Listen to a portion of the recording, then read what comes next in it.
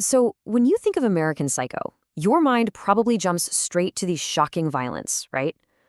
But what if the real horror isn't the axe, but the business card? Bret Easton Ellis's novel is so much more than just a shocking story. It's this incredibly detailed critique of a very specific time and place. And that's what we're going to do here.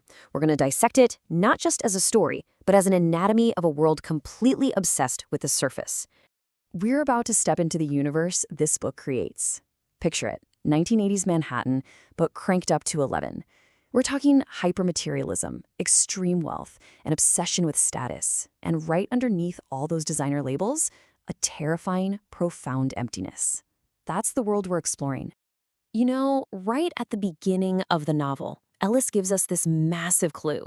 It's a quote from Dostoevsky. And what it's telling us, right from page 1, is that our protagonist, Patrick Bateman, he isn't just some one-off monster.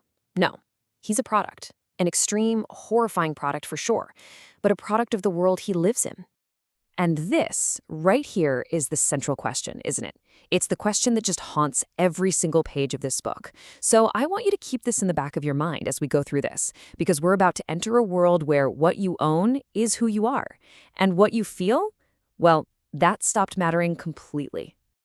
All right, Section 1, welcome to the Abyss. Let's start by looking at the setting. Because this isn't just any New York City. Oh no, this place is practically wallpapered with signs of decay and social collapse. And the wildest part is, the characters are almost totally numb to it all. I mean, the book opens with this line. It's basically spelling it out for us. Wall Street is a modern-day hell. But here's the kicker. The guy who sees this, Timothy Price, he doesn't even blink. He's way more worried that the cab's radio isn't a fancy blowpunk. The chaos, the writing on the wall, it's all just background noise to him. Okay, so that's the outside world. Now let's go inside, into Patrick Bateman's inner sanctum. Section 2, the armor of brands. His morning routine is infamous, but let's be clear, this has nothing to do with wellness or self-care. It's about building an elaborate, impenetrable suit of armor made entirely out of consumer products. Just listen to this. The book doesn't describe his apartment by how it feels or if it's comfortable. It's just a litany of brand names. It's not a home, it's a showroom. It's a catalog. These names, they aren't just things he owns. They are the cold, hard substance of his existence. And the brand assault just keeps on coming. It moves from his living room to his own body. Think about that for a second. He is literally assembling himself out of products. He's applying logos and labels directly to his skin. Each and every name is just another brick in this impenetrable wall of his identity. And notice the language here, the final layer of this defense. Words like nutriplex, hair enrichment. It's also pseudoscientific, right? It's promising perfection and eternal youth through consumption. It's an image sold in a bottle. The routine itself is broken down into this clinical, almost robotic procedure. This isn't a ritual of pleasure. It's a step-by-step guide to manufacturing a perfect, yet completely hollow human facade. So from the private self, we move to the public arena. Section 3, the business card battlefield. In Bateman's world, social interaction isn't about connection. It's a brutal, zero-sum game of status, and the weapon of choice? A small piece of cardstock. And here it is, Bateman's opening shot. He presents his new card with this air of casual pride, but you can just feel how desperate he is for validation. The details, bone, Cillian rail, they're everything. But then, the counter move. His colleague, Van Patten, reveals his own card. And it's just slightly different, you know, a little more refined. Eggshell with Romalian type. The tension immediately skyrockets. This is a duel of aesthetics. And then the checkmate.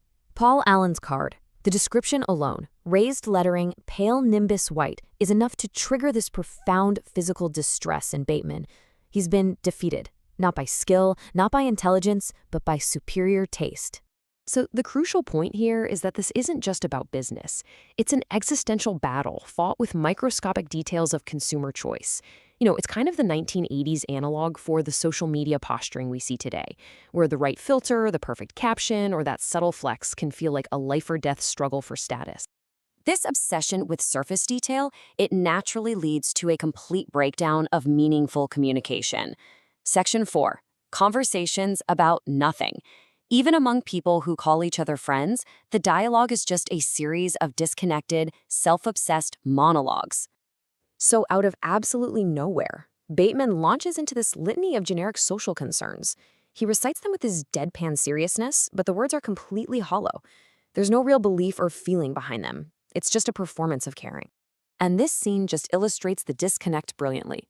While Bateman is performing social consciousness, the actual conversation immediately pivots to this absurdly exotic list of sorbets. And the one person who asks for something normal, chocolate chip, is treated like a total freak. And this all brings us to the ultimate emptiness of Bateman's world. Section 5. Dancing in the void. Because when your identity is built entirely on brands, bodies, and status symbols, it becomes so fluid and superficial that no one is truly knowable. Everyone is interchangeable. This exchange just says it all. In a culture that's so obsessed with achieving a perfect surface, all the markers of success, wealth, beauty, fitness, they've become so common among their little elite circle that they've lost all meaning. And then, juxtaposed against this void of conformity, you get Bateman's quiet, stark admission. While his girlfriend calls him the boy next door, this is who he knows he is. It's arguably the only moment of genuine self-awareness in the entire book. And so, that leaves us with the final, really unsettling question. Is Patrick Bateman an exception? A monster who just slipped through the cracks of a civilized world? Or is he the perfect, logical endpoint of a culture that has abandoned everything but the surface? Is he a symptom and not the disease?